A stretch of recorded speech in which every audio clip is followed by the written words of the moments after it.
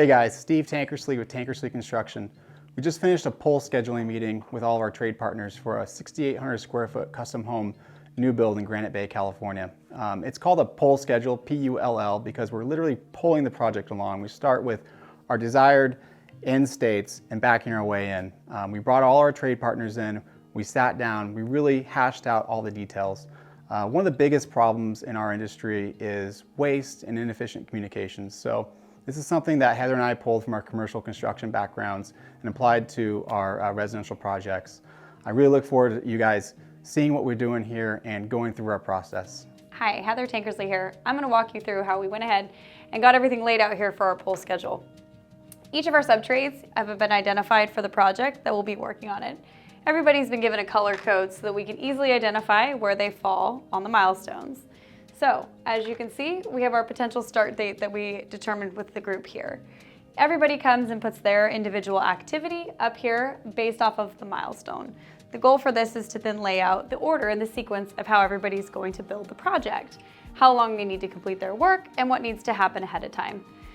Each of these milestones are identified that are key pieces to finish the project. For example, window delivery. We know the end date here, so in order to meet that, what work needs to take place in the front? And then the goal to pencil out the rest of the project all the way down to project completion. Darren's going to kind of talk about some of the challenges he has as a subcontractor and how maybe this communication and this pole scheduling can help him with his trade. Our industry, at least as a sub, we have a lot less control over our own scheduling. A lot of times we just get a pre-made schedule from a builder and says, well, here you go, that's great. A lot of times it may or may not be accurate. Most of the time it's not. It is nice from the outset to have a little bit of input here. That way the trades can kind of familiarize each other with who we'll actually be working with. Also kind of the duration of what they need. A lot of times we end up needing to power things for HVAC, plumbers, etc. Just so we can have a back and forth initially helps a lot because the plans, while they are fairly accurate on the residential side, they're more of a guideline and some of the specifications will be done on site. But initially, as far as walking things through and talking about, okay, from start to finish, okay, here we are at the very beginning of the project. We just got a nice clean plot of dirt. And we can discuss things like utilities where things that are out of our control, like PG&E, for example. Hey, let's get all of our stuff done up front because there's going to be a lot of dead time. Well, you're one of the first trades on, usually the last trade out is electrician, right? Yeah, okay. And you know, we kind of, on some things, like in the rough end stage, we really kind of need to be on the back end of the other trades, say HVAC and plumbing, because they have big things that need to go in certain spots. And it's easier for us to work around them. On the other side, we can actually be in slightly before them, so we can turn lights on so that rooms aren't caves and things like that, and they can work with light. So it just really helped in that aspect of it to have it all right in front of you and everybody sort of chiming in and having a say. It was nice to actually have a say.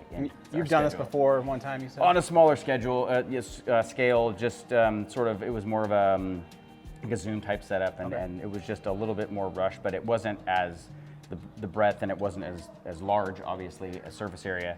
And it just seemed to be a little bit less interactional and more sort of, you know, we were being told. Okay.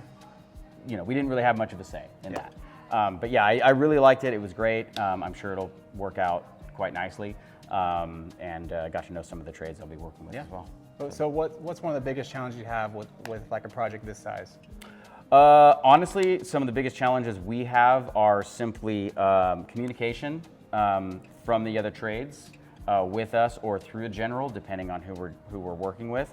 The scheduling is really key, right? Like, hey, you know, we kind of know when we're starting, and then we should have an idea of when we'll be roughing that. Well, sometimes that doesn't happen. We'll get a phone call, oh, we're ready for you to rough, you know, next week.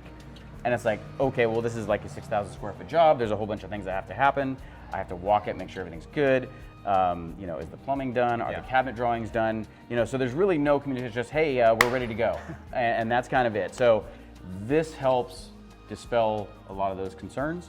And I think it should work out well going forward. So Eric is a Sacramento State intern with us studying construction management, and he was involved in the pole schedule. And kind of, Eric, give your thoughts on that meeting and how that went. I think it was really great. It's a situation where you can get all of the people involved in the project to say their needs before they become problems. And it was really interesting. It was my very first poll schedule. So it was very formal and very educational to just see everyone working together, and parts that I had even forgot that were going to be there at the meeting. So it was really cool to see all the faces and get everyone involved and just find out what they need from us, from their other trades, and how to work together. How do you see that being beneficial for the project? I think it can really mitigate any of the problems before they become problems. It's wonderful because we're gonna now not have issues that can hang up the project, that cost money, and in turn make everyone else's life more difficult. So.